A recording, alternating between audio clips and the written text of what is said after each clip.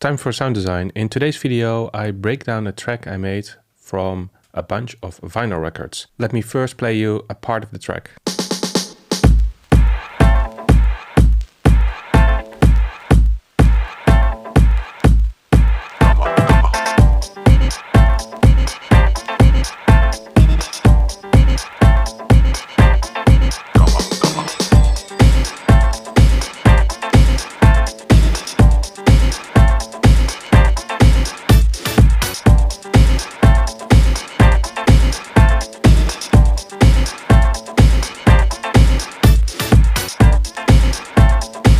And so on.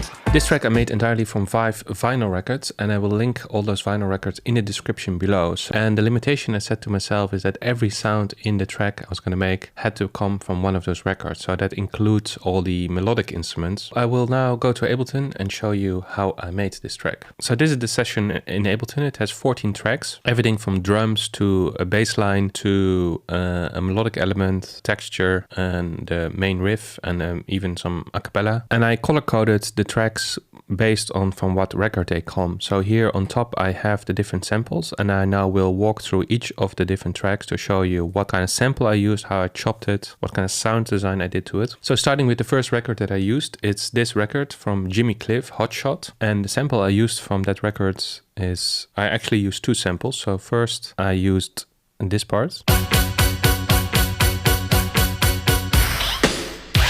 So the step I used here occasionally at the end of the main loop, and it sounds like this. So what I did is I put that sample into simpler and I played a higher note than it was sampled in. Then I used the snare drum that you hear at the end in 2 places. So one of them I put it into simpler, I reversed it, and I created a texture from it, which sounds like this.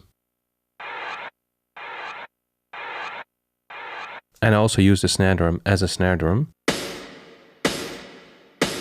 And here I pitched it down, or pitched it up 1, and I added some reverb. Then I copied that to a separate track and I reversed it as a swoosh, which sounds like this.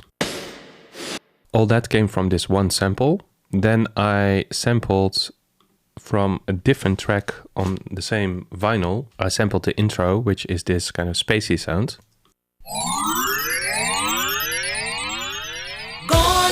And I used that spacey sound as a transition sound from the first part to the second part, which sounds like this. So here I really took only the first part of that space sound. So now all together, when I play all the samples from the Jimmy Cliff records together, it still doesn't really sound like a track, but then you have some kind of idea how it works together.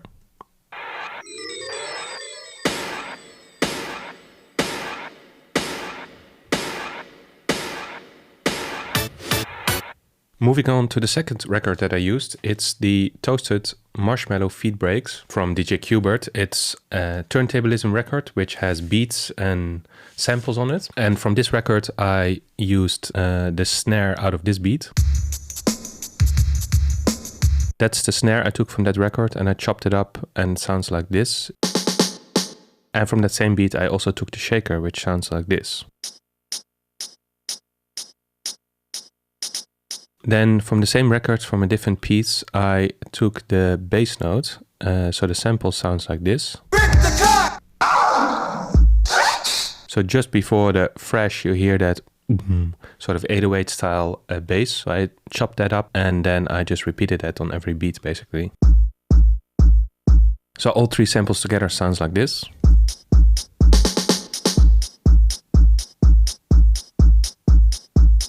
And together with the samples from the Jimmy Cliff record, it sounds like this.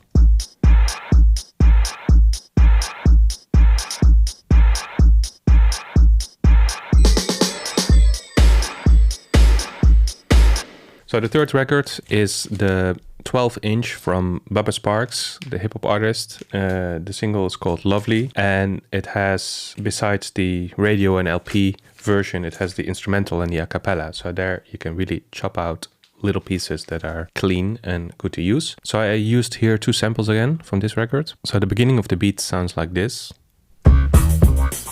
So that first note, that is the note I took and I used it for this.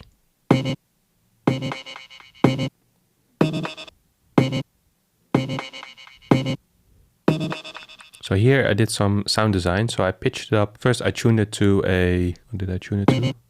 I think to a C. And then I pitched it up 1 octave. And then here I pitched it up to a D sharp. I did a low cut, a delay on some of the notes. So not on the first one, but on the second. And on the fourth. And then an autopan to create more stereo spread. So yeah, that's the melodic part. And it hits every on the snare basically. So when I play that with the rest of the track, it sounds like this.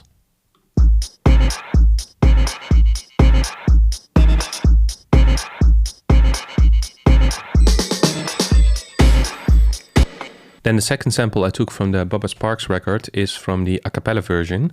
And it's just the one word where Timbaland says, "Come on."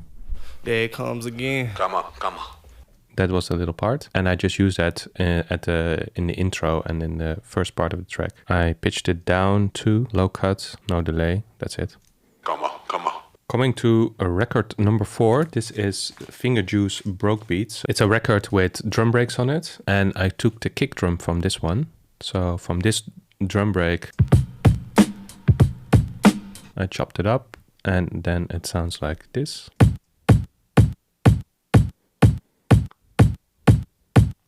I just put a low cut because it interferes otherwise with the bass, and then at the beginning I put an auto filter to filter out the low kick before you hit the real drum loop.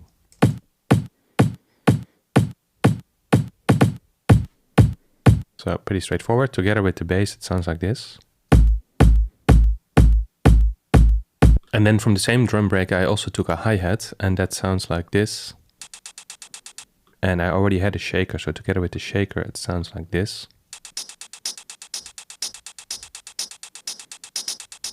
So pretty straightforward. And then a second sample from a different part of this record. The intro starts with a bass, but just before the bass there's a lot of crackle and noise in the record. So the sample sounds like this.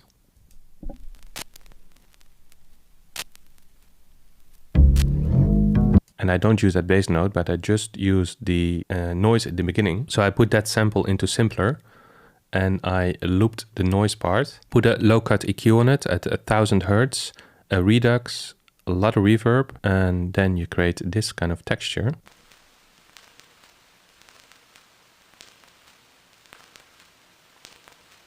And that just sits in the background.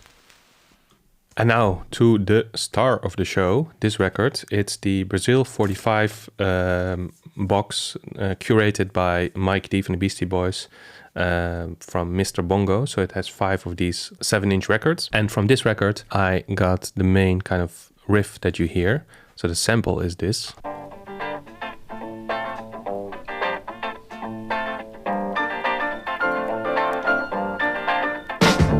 So that's a sample, and it's a really cool riff, but I didn't want to use it just as a loop. So what I did is that I chopped it up quite severely. I mainly used the part that falls on the 2 and the 4, and I used that on the 1 and the 3, except in the first time this is the 1 actually. So my version sounds like this.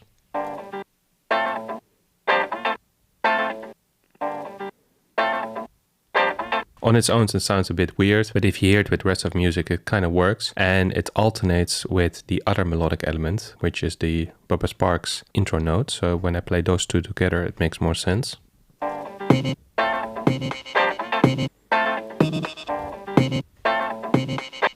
Here in the beginning, I made some kind of stuttery parts as well.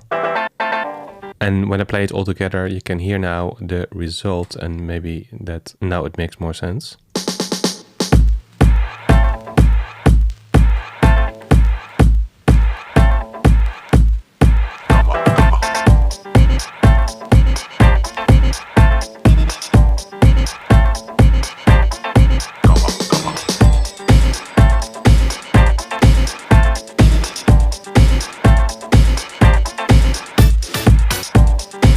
So now you can hear where all the different sounds came from. So the next thing after making the basic loop is to create some variation. So I'll show you that now. So the basic loop was here the 1 and part 2. And then what I do in part 3 is basically change up the main riff.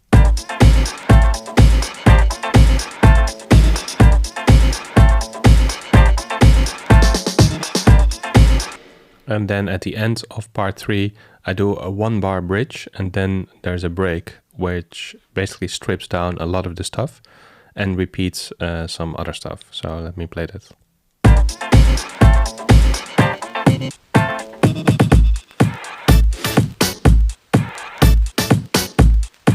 So here I let the step come back and also more snare drums to create sort of a build-up.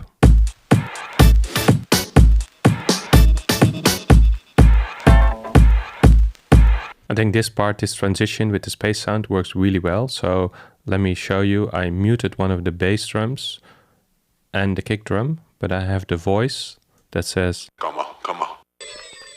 and I have the snare drum and of course the space sound. So if you look at this starting from 2 bars before.